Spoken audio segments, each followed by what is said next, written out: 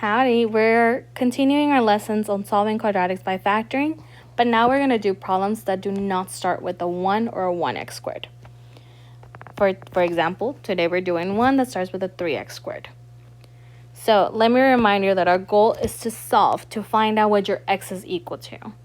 And when we're doing these problems by factoring, all I mean is that we're taking our original equation and we're breaking it up into two parentheses that will eventually set each equal to 0 to find out what your x is equal to. All right, our first step in solving is to take this first number, this 3x, and put it at the front of each of the parentheses. Notice it's just a 3x, not an x squared, because when I multiply x times x, that's when I would get that second power back.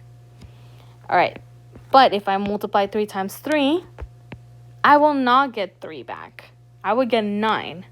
So that means that somewhere towards the middle of my problem, I'm going to have to simplify either one parenthesis or both to find my final answer and my real answer. All right, let's keep that in mind as we move on.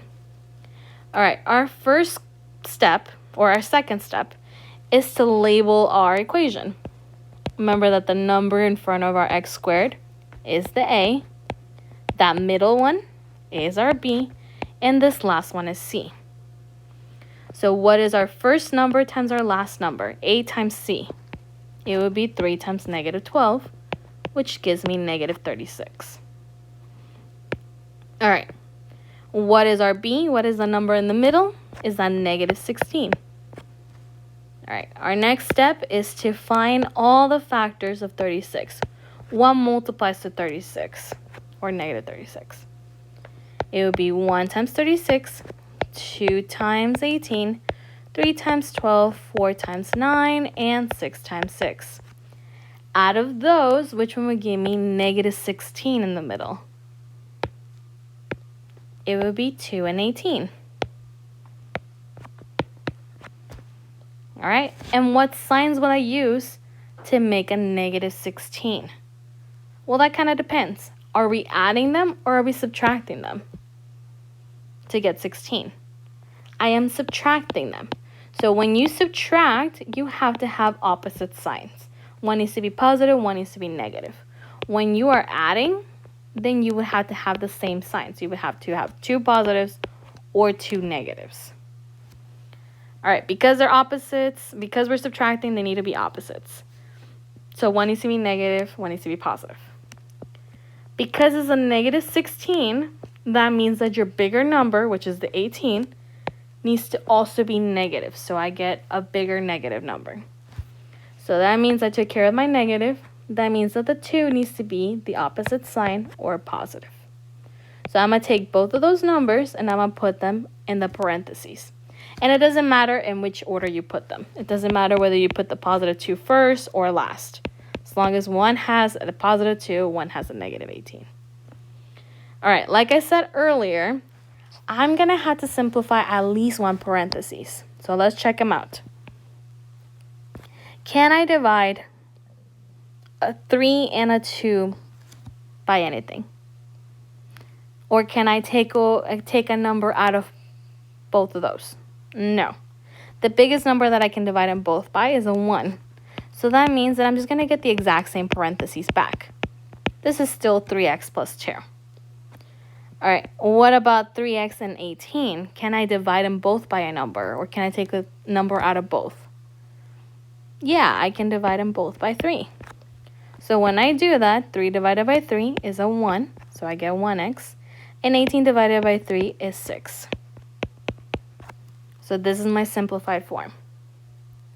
All right, let me remind you again that our goal is to get the x alone. So is my x alone right now? No. So our next step is to break these up, like break the parentheses up into 2 different problems. We're going to have 3x plus 2, and we're going to set it equal to 0. And 1x minus 6 is also going to be set equal to 0. Our goal is to get the x alone.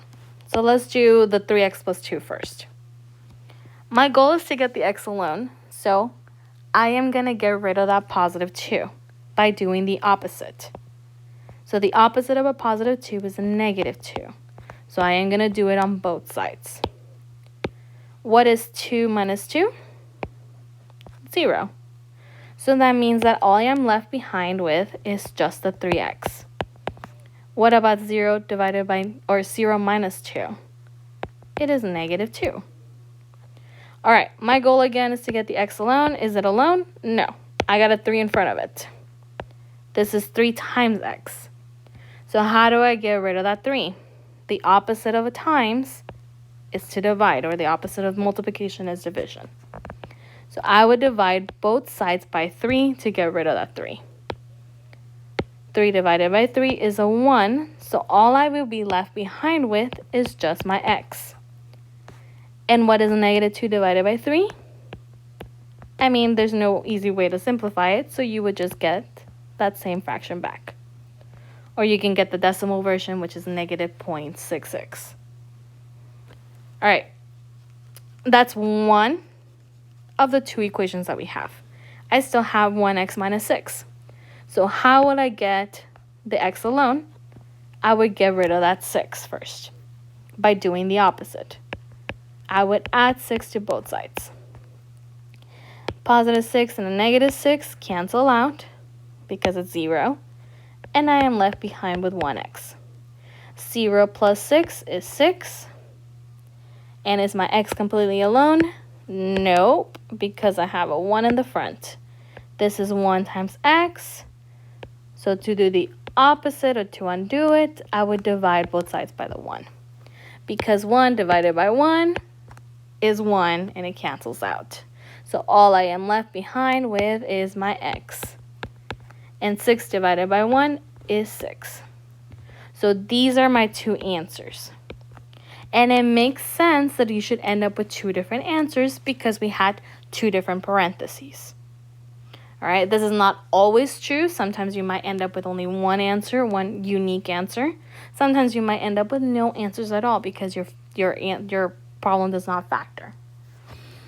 All right, but let me just remind you that your answers might have different names to label them. So you might also call your answers solutions, roots, zeros, or x-intercepts. So if they ask for any of those, they're just asking for what is your final answers. All right.